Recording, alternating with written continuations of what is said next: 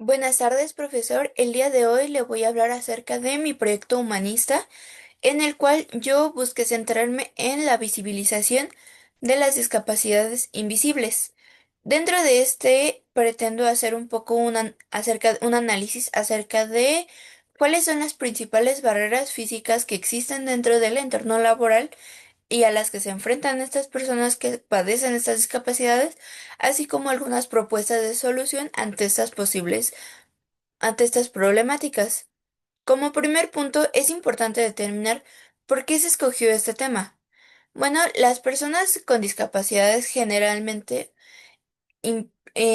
ya sea en mayor o menor medida y dependiendo del tipo de discapacidad, enfrentan limitaciones muchísimo mayores que pueden, tanto en entornos sociales como en laborales, y que tienden a ser mucho mayores que personas que no padecen ningún tipo de discapacidad. Dentro de estas, las que más padecen de estas limitaciones son las personas con las llamadas discapacidades invisibles. Antes de continuar, es necesario determinar qué es una discapacidad invisible y qué es una discapacidad intelectual. Una discapacidad invisible es una discapacidad que a simple vista, como su nombre lo indica, no es posible determinar. Estas pueden tener un origen fisiológico, neurológico e intelectual, entre otros. Por otro lado, una discapacidad intelectual es una limitación en el funcionamiento mental, de comunicación, de cuidado personal y destrezas sociales. Es decir, aquella persona que padece una discapacidad intelectual va a, enfre- va a enfrentar problemas de una persona que padece de discapacidad intelectual va a enfrentar problemas y limitantes al momento de realizar actividades comunes, como por ejemplo el cuidado personal, el aseo, la comunicación social con otras personas, destrezas sociales como hablar en público, entre otros. Muchas veces estas problemáticas, si bien a un entorno o a un nivel social se ven enormemente limitadas, en un entorno laboral se ven incluso aún más limitadas, y por ende es mucho más fácil que las personas que padecen de esas limitantes no sean realmente contempladas dentro del mercado laboral aquí en México. Algunas de las barreras físicas que es posible encontrar en estos espacios de trabajo es, por ejemplo, los procesos de selección inaccesibles. Muchas de esas pruebas, por no decir casi todas, están estandarizadas, son muy rígidas y tienen muy poca flexibilidad al momento de permitir nuevas formas o nuevas metodologías para la contratación de nuevo personal. Por otro lado, necesitan una supervisión constante y capacitada, bien informada, porque en ocasiones tienen alguna limitante psicológica, psicomotriz, psicosocial, en el que se les complica entender la información al mismo nivel, a la misma rapidez o con la misma claridad que una persona normal. Que una persona que no padece discapacidades. Por por tanto, necesita que su mentor, que la persona que lo está guiando, tenga no solo el conocimiento y la empatía, también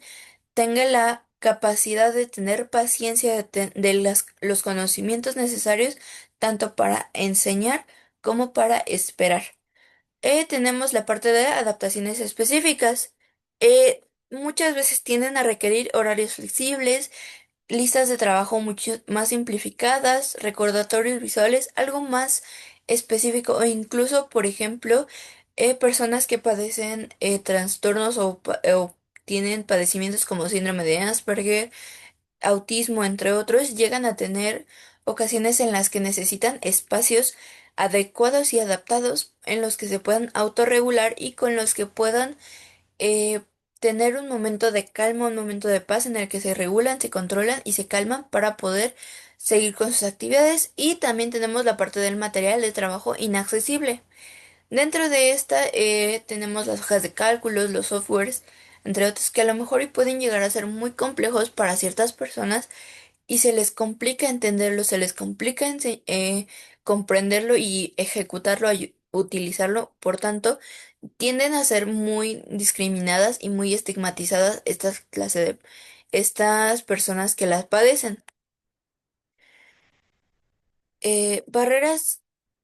físicas que, por ejemplo, podemos encontrar y que son parte de, es la autonomía reducida. Tienen una dificultad para realizar tareas de forma independiente. Algunas veces necesitan ayuda de un tercero para poder trasladarse de un lugar a otro de manera segura. Integración limitada en la parte de la interacción social o incluso del entorno de trabajo. No es lo mismo que yo vaya, vea y camine a través de un comedor lleno de personas y de gente que a lo mejor una persona que tiene, por ejemplo, autismo, que es mucho más complicado para ellos el tema del ruido, del espacio, de los colores, de la luz, etcétera, puede llegar a ser muy complicado el tema de pasar adecuadamente sin sufrir ningún tipo de ataque. La participación restringida también es uno de los factores que llegan a ser mm, una limitante bastante evidente porque al tener necesidades diferentes, tienden a ser excluidos por los compañeros, ya sea de forma consciente o inconsciente. Hay veces en las que es más fácil decir, no que lo haga él porque él necesita 3 horas para acabar lo que él a lo mejor puede acabar en una o en mucho menos tiempo, de una forma más rápido, o a lo mejor a él le tengo que explicar menos o él entiende más rápido, entre otras cosas. La realidad en México es que cerca de 7,1 millones de personas viven con discapacidades o con padecimientos intelectuales, que representa el 5,7% de la población, esto según datos del INEGI, en el censo del 2020. Dentro de los mismos existe la parte de la discriminación persistente. Muchísimas personas siguen teniendo que convivir con la parte de la discriminación, del estigma, de la exclusión, tanto de todas las edades y tanto en entornos sociales, como bien lo mencionamos, y en lo laboral, que es en lo que nos enfocamos ahorita. Por otro lado, en muchas ocasiones la exclusión que se da, la estigmatización, no se da solo por temas de falta de recursos, falta de desconocimiento en general, sino por un esfuerzo mínimo de las empresas, de las personas que no se toman el tiempo de leer, de capacitarse, de entender realmente qué es lo que pasa a estas personas, porque incluso muchísimas veces estas personas no necesitan tanto como algunas otras personas lo hacen ver, pero es mucho más fácil caer en la comodidad de mejor no lo contrato para no tener que modificar y mover todo, cuando incluso eso podría llegar a ser una mejor, podría llegar a mejorar muchísimo la opinión pública de la empresa y traer mejores resultados a largo plazo. Dentro de las propuestas que se plantean para estas barreras, tenemos la parte de procesos de selección mucho más amigables, empáticos y flexibles, por supuesto. Dentro de la capacitación del personal de recursos humanos, que es la encargada de contratar el personal, podríamos buscar alternativas de talleres pequeños, de talleres cortitos, que no sean tan largos, tan extensivos, acerca de las mismas discapacidades intelectuales, de la diversidad y de la importancia que tiene estos en el mundo actual. Estructurar entrevistas de una forma mucho más clara, más directa y a través de apoyos visuales. Hay gente que a lo mejor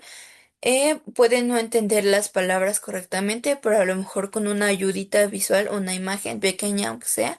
puede ayudar muchísimo y puede hacer la diferencia. Eh, Periodos de práctica también, dentro de las partes de ya estás es un buen candidato, tiene tanta habilidad, tiene ciertas capacidades, podría llegar a ser funcional, pero no sabemos si tanto la persona como nosotros como empresa nos podemos adaptar. Entonces, podríamos determinar periodos de prueba en los que se demuestra, bueno, en los que es posible observar tanto para la persona como para nosotros qué tan capaz es de desempeñar su rol, qué tan capaz es de poder hacer las actividades y a qué ritmo y si es posible que ambos se ajusten a la perfección o que se puedan ir ajustando con el tiempo. También la capacitación de mentores y supervisores de una forma empática, buscar a empleados precisamente para no estar buscando tan desde el exterior y que salga un poco más elevado los costos, sino para a través de empleados mismos que buscan con habilidades blandas, con las habilidades sociales y la empatía, la paciencia para para poder apoyar a estos nuevos reclutas, se les puede brindar una capacitación avanzada y especializada en las que se le pueda dar herramientas para lidiar con personas con discapacidades de mentales, intelectuales. Protocolo de bienvenida, un protocolo bien establecido, bien estructurado, apoyado de imágenes visuales, en el que se pueda determinar qué se va a hacer, cómo, a quién te diriges, entre otros. Y por supuesto, con esto viene de la mano los recursos de consulta rápida, materiales y manuales simplificados con imágenes, con pictogramas, con, por ejemplo, si es una persona con visibilidad un poquito reducida, a lo mejor con un sistema de braille incluido, con temas de estilo que permitan ayudarnos a que la persona comprenda mucho más rápido y mucho más fácil. Tenemos la de parte de adaptaciones, por ejemplo, en salas de autorregulación, establecer salas pequeñas o pequeños espacios adecuados para el descanso sensorial, para que las personas puedan autorregularse sensorialmente y que puedan reducir la ansiedad, que puedan tranquilizarse y después reintegrarse a sus actividades normales. Rutas guiadas personalizables. Podría, Se podría establecer el desarrollo de una aplicación interna o un software interno con rutas simplificadas y adaptables para que, por ejemplo, si en algún punto, por poner el ejemplo de la cafetería, nosotros podemos establecer una ruta alterna para llegar del punto A al punto B sin tener que pasar por un entorno tan conglomerado, tan lleno de gente y ruido que pueda detonar algún episodio. Sistema de recordatorios a través de post-its, de notitas, de softwares que existen muchísimos actualmente.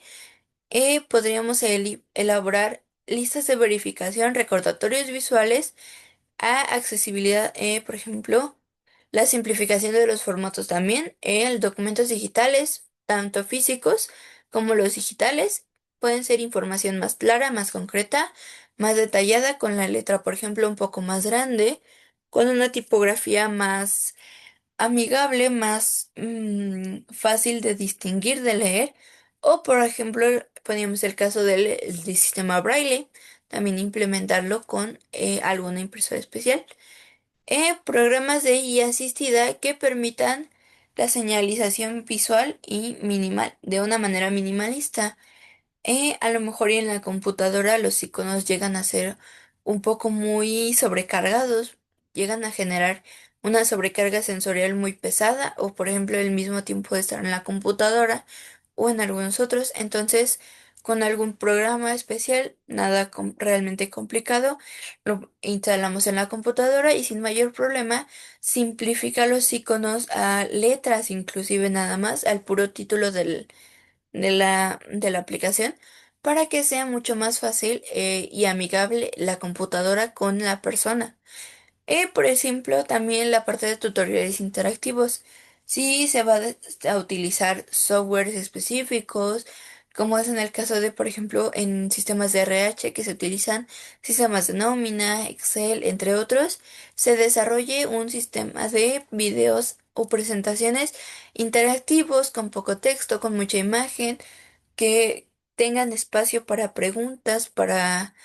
ese espacio de aprendizaje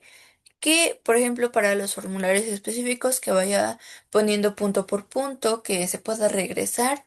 o que sea muy amigable para la persona.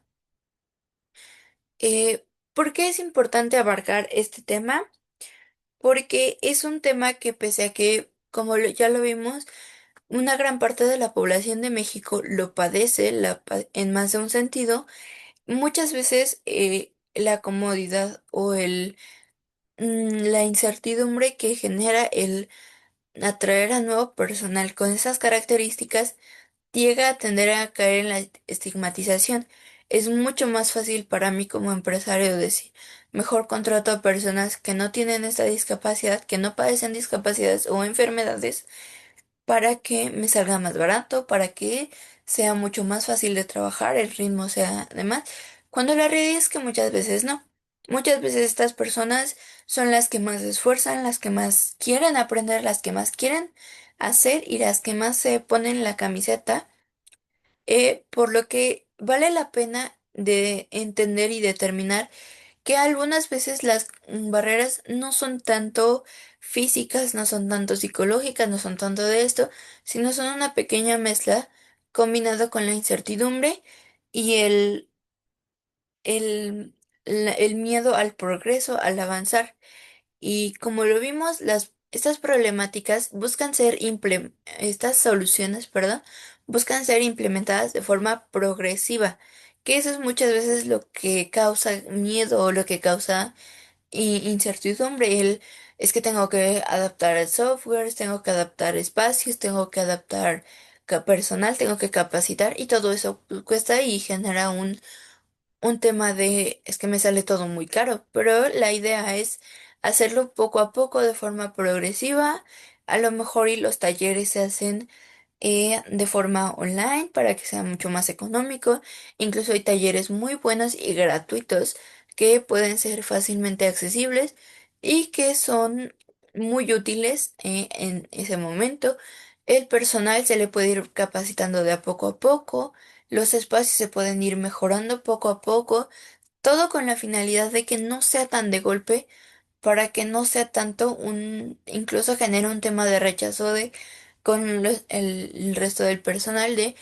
porque a ellos es diferente y ahí genera incluso es la misma segregación es que lo tratan diferente, hay que tratarlo más diferente, hay que tratarlo de forma especial para que no se vaya a sentir mal, para que no se detone un episodio, entre otros. Y eso sería todo, espero que le haya gustado y cualquier duda puede decírmela sin ningún problema. Gracias.